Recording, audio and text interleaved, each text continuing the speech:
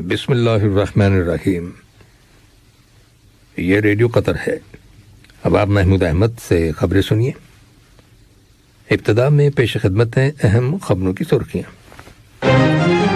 کل دیوان امیری میں صاحب اسم امیر سے شہری ہوا بازی کی بین الاقوامی تنظیم ایکاؤ کے پریزیڈنٹ نے ملاقات کی۔ صاحب اسم امیر نے کل خلیفہ انٹرنیشنل اسٹیڈیم میں 321 قطر اولمپک اور کھیلوں کے میوزیم کی افتتاحی تقریب کی سرپرستی کی اور لوسیل سٹی میں زیر تعمیر 2 پروجیکٹس کا معائنہ کیا۔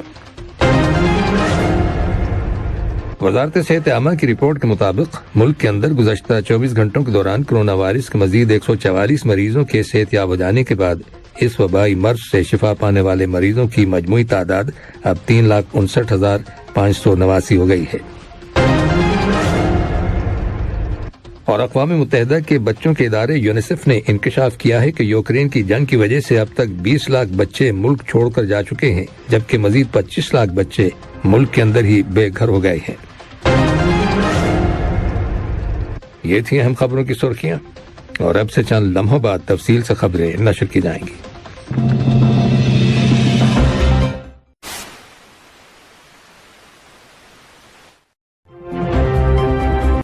لیے جب آپ تفصیل سے خبریں سنیے۔ کل دیوان امیری میں صاحب اسم امیر شیخ تمیم بن حمد آل ثانی سے شہری ہوا بازی کی بین الاقوامی تنظیم ایکاؤ کے پریزیڈنٹ سلواتور سیاسی نیٹو نے ملاقات کی، جس کے دوران 2 طرفہ تعلقات اور تعاون اور انہیں مزید فروغ دینے کے وسائل کا جائزہ لیا گیا۔ بعد میں وزیر برائے ٹرانسپورٹ جاسم بن سیف بن احمد السلیتی سے بھی ایکاؤ کے پریزیڈنٹ سلواتور سیاسی نیٹو کے علاقائی ڈائریکٹر برائے مشرق وسطی انجینئر محمد فاریہ نے ملاقات کی، جس میں سول ایوییشن کے شعبے میں قطر اور ایکاؤ کے درمیان تعلقات کا جائزہ لیا گیا اور انہیں فروغ دینے کے طریقوں کے بارے میں تبادلہ خیال کیا گیا۔ بعد میں ایکاؤ کے عہدیداروں نے حمد انٹرنیشنل ایئرپورٹ اور Qatar air traffic control centre کی عمارت کا دورہ کیا۔ ایکاؤ کے اہلکاروں نے Qatar Foundation for Education Development, Science and Community Development میں Qatar Science and Technology Park کا بھی دورہ کیا۔ صاحب اسم امیر شیخ تمیم بن حمد آل ثانی نے کل خلیفہ انٹرنیشنل اسٹیڈیم میں 321 قطر اولمپک اور کھیلوں کے میوزیم کی افتتاحی تقریب کی سرپرستی کی۔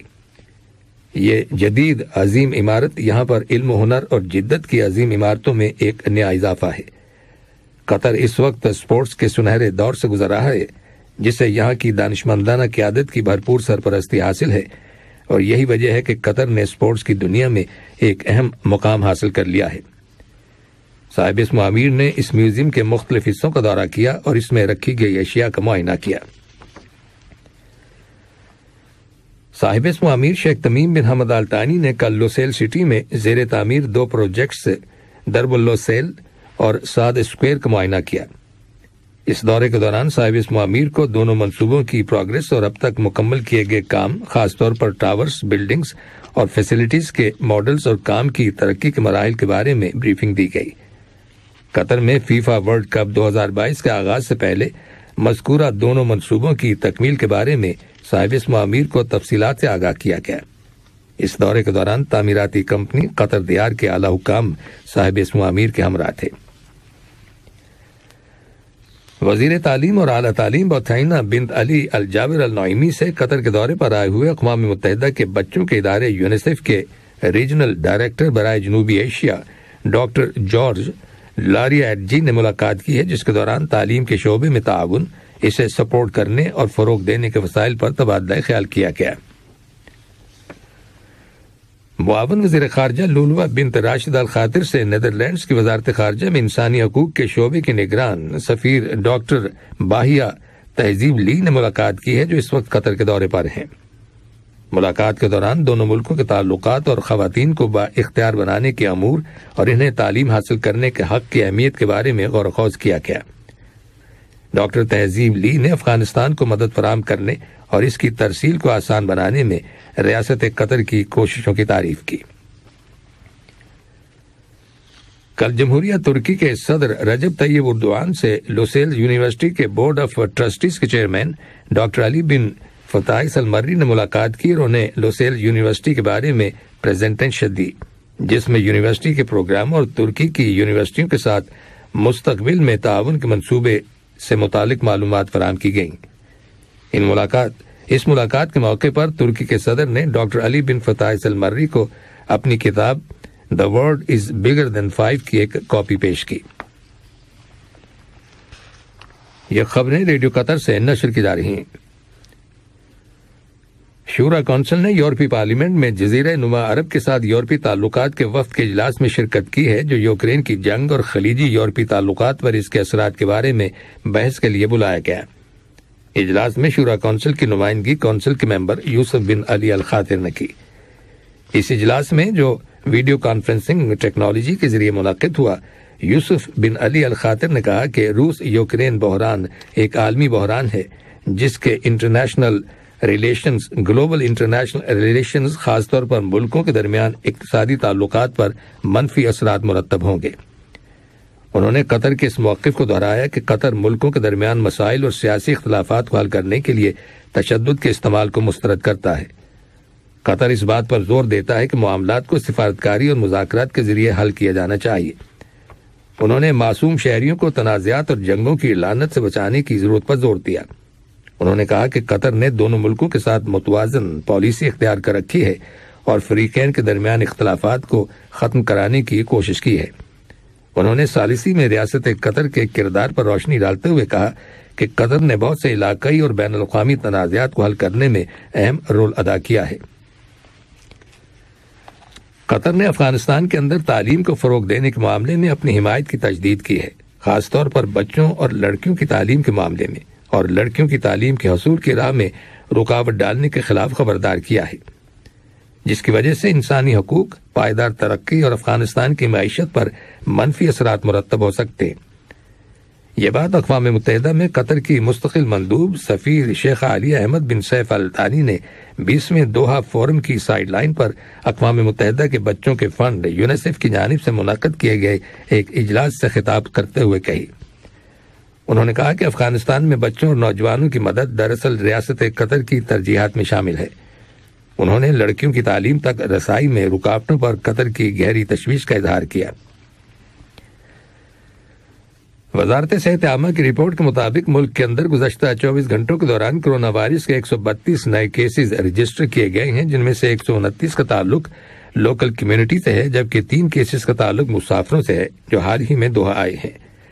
وزارت صحت عامہ نے کرونا وائرس کے مزید 144 مریضوں کے صحت یاب ہو جانے کی بھی تصدیق کی ہے، جس کے بعد اس وبائی مرض سے شفا پانے والے مریضوں کی مجموعی تعداد اب 3,59,589 ہو گئی ہے۔ دریں اثنا قومی ویکسینیشن پروگرام کے تحت اس کے آغاز سے لے کر اب تک لوگوں کو ویکسین کی 6,06,29,871 ڈوزز دی جا چکی ہیں۔ گزشتہ 24 گھنٹوں کے دوران 10,580 ڈوزز دی گئیں۔ اس کے علاوہ لوگوں کو 1,04,49,468 بوسٹر ڈوزز دی جا چکی ہیں، اور یوں قطر کی ٹوٹل آبادی کے 88.8% لوگ 2 ڈوزز لینے کے بعد مکمل طور پر ویکسینیٹڈ ہو چکے ہیں۔ اقوام متحدہ کے بچوں کے ادارے یونیسیف نے انکشاف کیا ہے کہ یوکرین کی جنگ کی وجہ سے اب تک 20 لاکھ بچے ملک چھوڑ کر جانے پر مجبور ہوئے ہیں، جبکہ مزید 25 لاکھ ملک کے اندر ہی بے گھر ہو گئے ہیں۔ یونیسیف کی رپورٹ کے مطابق 11 لاکھ سے زیادہ بچے پولینڈ اور لاکھوں کی تعداد میں بچے رومانیہ، مولدووا، ہنگری اور سلوواکیہ اور جمہوریہ چیک پہنچ گئے ہیں۔ یونیسیف کے اعداد و شمار کے مطابق اس جنگ کے دوران 100 سے زیادہ بچے ہلاک جبکہ 134 زخمی ہوئے۔ ادارے کا کہنا ہے کہ اصل تعداد اس سے کہیں زیادہ ہو سکتی ہے۔ رپورٹ کے مطابق جنگ سے متاثرہ ان بچوں کی زندگیاں نہ صرف غیر محفوظ ہیں بلکہ انہیں اسمگلنگ اور دیگر ناروا سلوک کا سامنا بھی کرنا پڑ سکتا ہے۔ آخر میں اہم خبروں کی سرخیاں ایک بار پھر سن لیجیے۔ کل دیوان امیری میں صاحب اسم امیر سے شہری ہوابازی کی بین الاقوامی تنظیم ایکاو کے پریزیڈنٹ نے ملاقات کی۔ صاحب اسم امیر نے کل خلیفہ انٹرنیشنل اسٹیڈیم میں 3-1 قطر اولمپک اور کھیلوں کے میوزیم کی افتتاحی تقریب کی سرپرستی کی اور لوسیل سٹی میں زیر تعمیر 2 پروجیکٹس کا معائنہ کیا۔ وزارت صحت عامہ کی رپورٹ کے مطابق ملک کے اندر گزشتہ 24 گھنٹوں کے دوران کرونا وائرس کے مزید 144 مریضوں کے صحت یاب ہو جانے کے بعد اس وبائی مرض سے شفا پانے والے مریضوں کی مجموعی تعداد اب 3,59,589 ہو گئی ہے۔ اور اقوام متحدہ کے بچوں کے ادارے یونیسیف نے انکشاف کیا ہے کہ یوکرین کی جنگ کی وجہ سے اب تک 20 لاکھ بچے ملک چھوڑ کر جا چکے ہیں، جبکہ مزید 25 لاکھ بچے ملک کے اندر ہی بے گھر ہو گئے ہیں۔ ریڈیو قطر سے خبروں کا آج کا پہلا بلیٹن۔